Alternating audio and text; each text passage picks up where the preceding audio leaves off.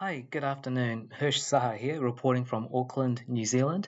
Today is Thursday, the 7th of May, 2026. And yes, in this talk video, something I've always wanted to talk about, discuss, perhaps get some feedback on for a very, very long time. If I remember correctly, I think it was maybe the late 2000s or maybe the early 2010s. I saw a documentary on TV of Nat Geo, National Geographic. Sorry, this is my phone. Of National Geographic Extreme Engineering, or the Nat Geo Extreme Engineering documentaries, and it was about where all the water on Earth first came from, and there was personally I found the documentary fascinating, and I always tried to find it online, just any trace of it or a copy of it, a video of it, but I could just never find it. And I even looked up, all the lists of the Nat Geo Extreme Engineering documentaries, and I just couldn't find it. Then I was just always wondered, where is that documentary? Because I love it. I would love nothing more than to see it again. So if you just happen to know where it is, I'll talk about it more. But if you just happen to know where it is, please let me know in the comments below. I would really appreciate that. But yes, it was a Nat Geo Extreme Engineering documentary, and what it was talking about was, how scientists today are still not entirely sure where all the water on Earth first came from. Just a quick glance at a world map, and to think, oh my God, just how much water there is. So much water that the entire planet is actually flooded with the stuff. I think it's about 69% of the Earth's surface is covered in water. And as you know, originally when all the continents had formed were one supercontinent, that continent was known as Pangaea, and the massive ocean around it. I always wondered if it was just one massive ocean, or if it even had any islands or anything like that. I'm not sure if we'll ever know for sure. But that massive ocean was called Panthalassa. Panthalassa. So you had Pangaea, the continent, and Panthalassa, the massive ocean surrounding it. And they were saying that the ocean was so large that if you were looking at the Earth from space, when it was just the ocean facing you, you would only see water. You would only see water throughout the whole, on that side of the planet. You would not see Pangaea, the landmass, which would be on the other side of the planet. You would just see the water, because obviously water covers, much more than half, or about 69% of the Earth's surface. So I've always found those things fascinating. And then, of course, as you know, Pangaea eventually split up into Laurasia and Gondwanaland. Gondwanaland had all the continents of the southern hemisphere. Think of Africa, Australia, Australasia, Australia, New Zealand, South America, Antarctica, of course, and even India. I think India was only part of Gondwanaland, which is now moved to the northern hemisphere, but India was there as well. And of course, Laurasia was all the continents of the northern hemisphere. So that would be Europe. Sorry, I'm not sure if I mentioned Africa, but Africa would have also been in Gondwanaland.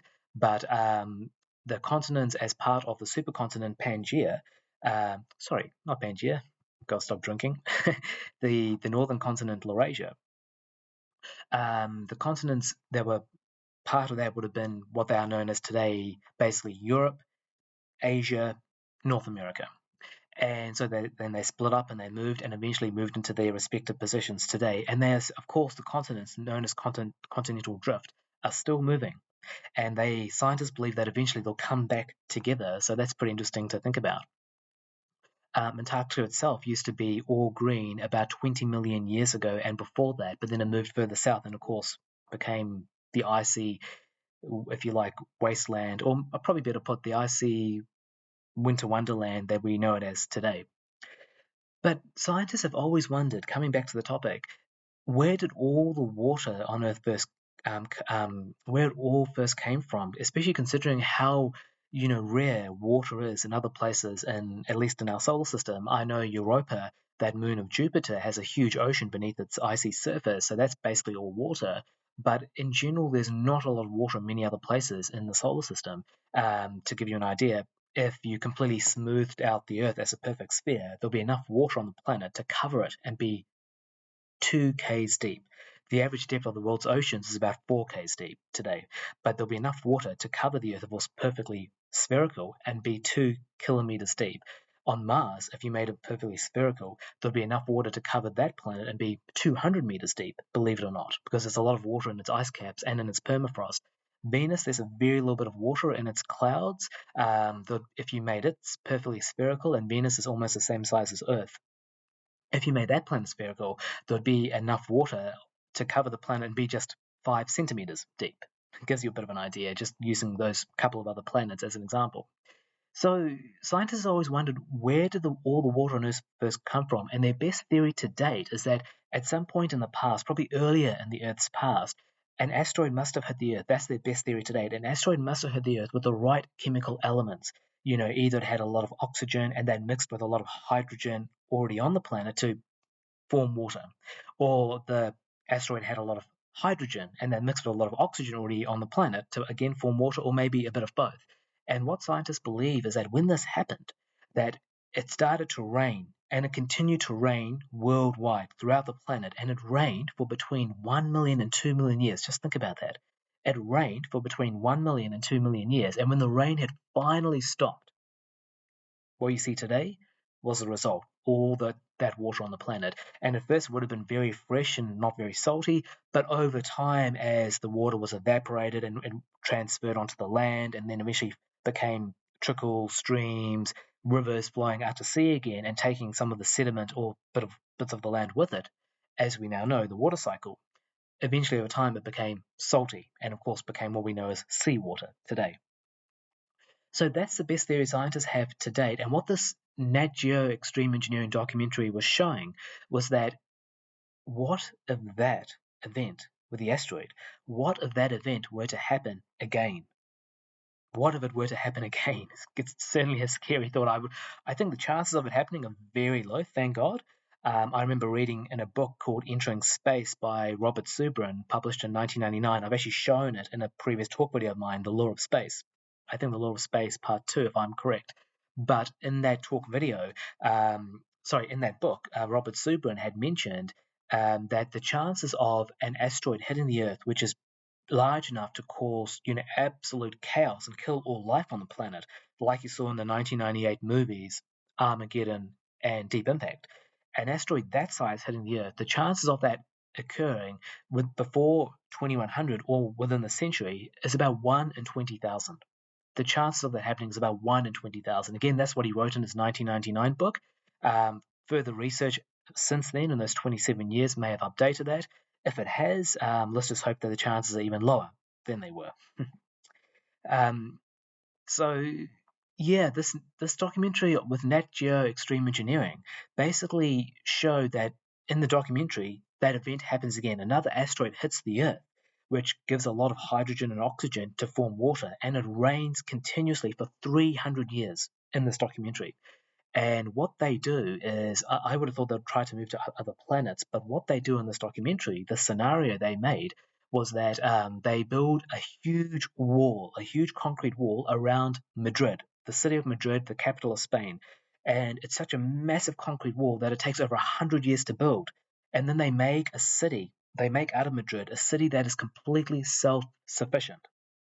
And what happens by the time the 300 years have passed and the rain has finally ceased and sea levels on Earth have dramatically risen, and according to this documentary, all land is engulfed on the planet, perhaps even, I'm not sure if it would be, but even the summit of Mount Everest, that's the highest point on Earth, 8,848 meters above sea level. 8,848 meters above sea level. Um, on this documentary, it showed that everywhere was engulfed, and they built just one city to continue humanity and other, at least land life on the planet. I'm not sure that would really work in real life. I mean, how would you really make it self sufficient? How would you maintain that concrete wall? Wouldn't the seawater eventually eat away at it? How would you get all the resources you need? Or I guess, like I said before, how would you really make that self sufficient?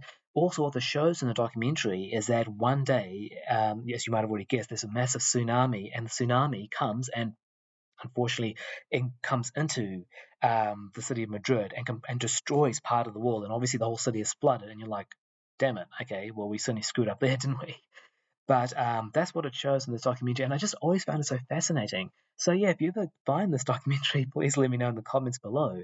But I found it really interesting. I think if that scenario were to happen, I mean, I'm not sure what humanity would do about it, especially with all the other problems we have going on.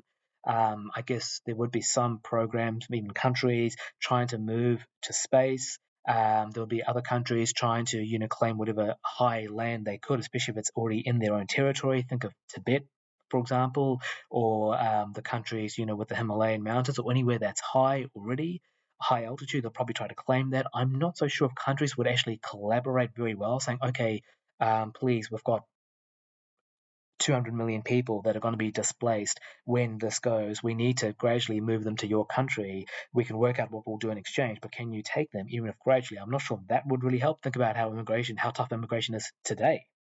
So I'm not sure what humanity would really do apart from panic, and it might even be there might be war, there might be anarchy.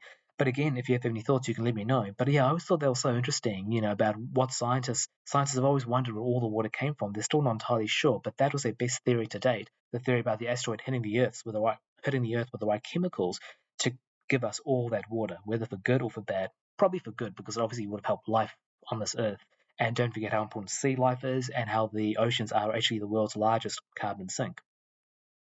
And but yeah, so hopefully that doesn't happen again. Let's hope, fingers crossed, it doesn't happen again. But yeah, if you ever, let me know what you think, and if you ever come across that documentary, please, I'll ask again. Please let me know because I'd love to see it again.